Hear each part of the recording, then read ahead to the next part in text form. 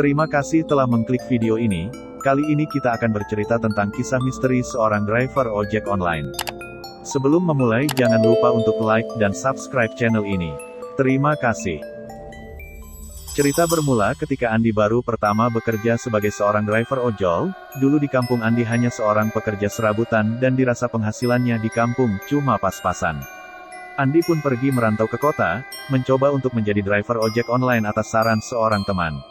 Sesampainya di kota, Andi tidak langsung bekerja, ia harus menjalani berbagai tahap tes hingga akhirnya ia lolos dan bisa bekerja sebagai driver ojek online di salah satu perusahaan.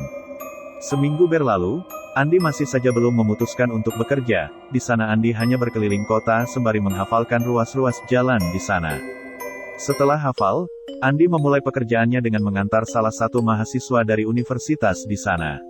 Lanjut setelah itu Andi mulai terbiasa dengan pekerjaannya barunya itu.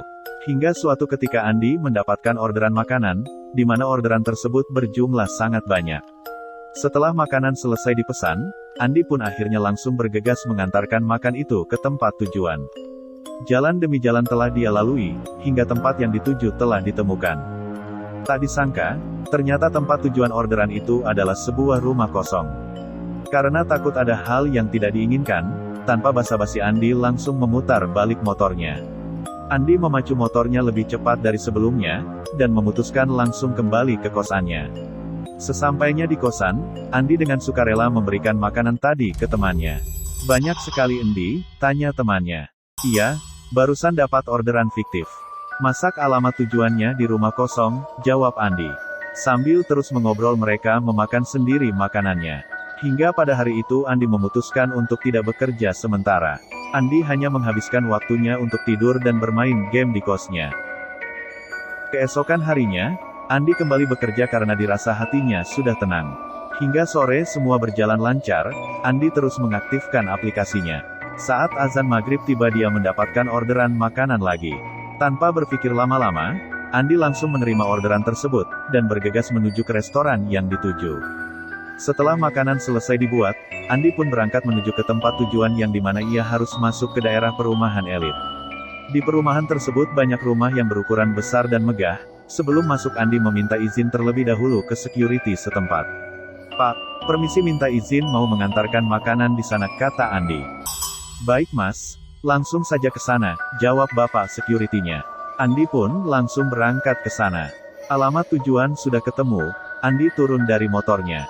Dia pun memanggil-manggil orang yang ada di dalam rumah tersebut. Karena tidak ada jawaban, akhirnya Andi melihat sekeliling sambil mencari bel.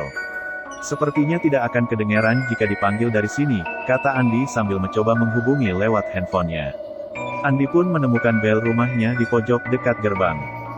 Andi pun menghampiri bel tersebut dan menekannya hingga terdengar suara dari dalam. "Halo Pak, sudah di mana?" Ternyata telepon Andi sudah diangkat, dan menanyakan keberadaan Andi. "Sudah di depan rumahnya Mbak," jawab Andi. "Oh ya udah Pak, saya keluar dulu," kata customer tersebut. Akhirnya Andi mencoba menunggu.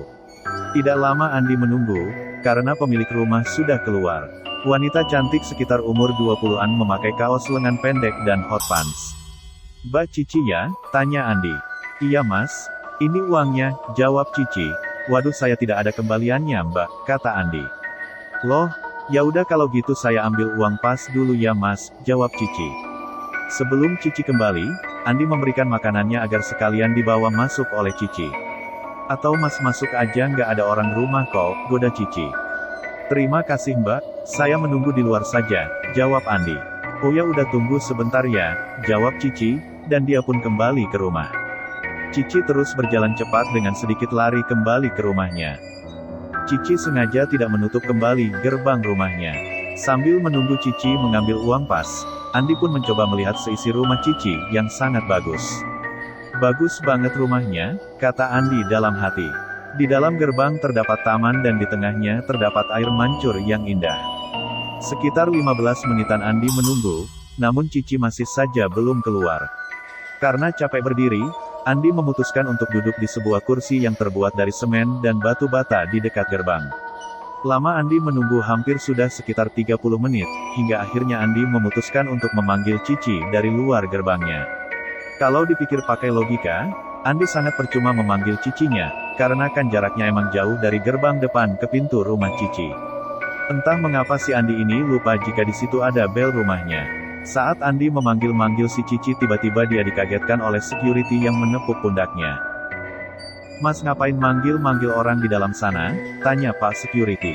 Sambil menoleh ke arah Pak Security tadi, Andi menjawab, "Mbak Cici pesan makanan lewat ojol Pak."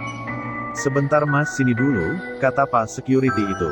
Akhirnya Andi berjalan 1-2 langkah dan berada tepat di samping Pak Security tadi. Mereka semua membelakangi rumah itu, lalu Pak Security tadi berbisik kepada Andi. "Rumah ini sudah lama kosong Mas," kata Pak Security. "Mana mungkin Pak," jawab Andi yang tidak percaya dengan perkataan Pak Security itu. "Iya, pemilik rumah ini meninggal dunia, lalu keluarganya pindah. Dan rumah ini dikosongi sudah lama," kata Pak Security yang mencoba menjelaskan. "Kok bisa Pak? Tadi itu mbaknya keluar, dia ngambil makanannya. Karena uang yang dikasihkan nominalnya besar, jadi saya minta diambilkan uang pas saja," kata Andi. "Coba Anda lihat ke belakang Mas, itu rumah sudah kosong," kata security itu dengan nada yang sedikit menekan. Andi pun menoleh ke belakang. Alangkah kagetnya Andi, rumah yang tadinya bagus berubah menjadi rumah kosong yang tidak berpenghuni dan tak terurus, di mana ada banyak sawang-sawang di temboknya, juga rumput alang-alang yang sudah tinggi. "Astagfirullah," kata Andi.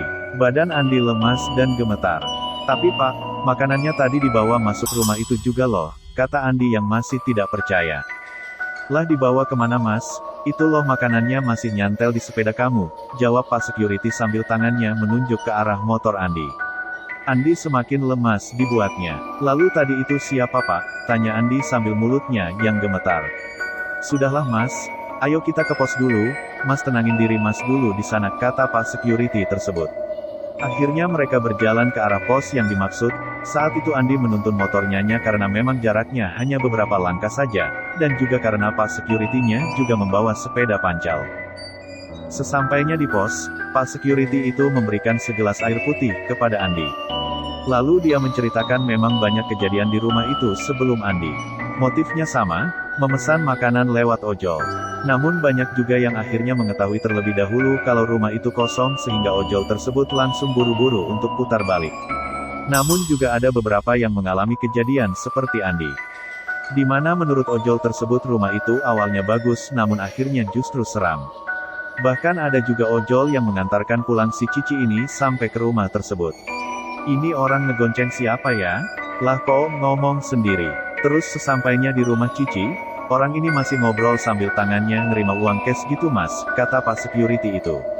Andi semakin dibuat takut mendengar cerita dari Pak Security itu, hingga akhirnya ia cepat-cepat untuk pamit pulang ke kosnya, dan menaruh makanan pesanan Cici itu di pos tersebut.